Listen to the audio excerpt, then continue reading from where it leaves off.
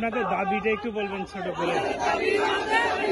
আমাদের আইজিএফ রাজস্ব এটাই আমাদের দাবি। আপনাদের কতজন আছেন এই প্রকল্পে? 1301 জন জনবল সারা দেশে? হ্যাঁ, পুরো বাংলাদেশে।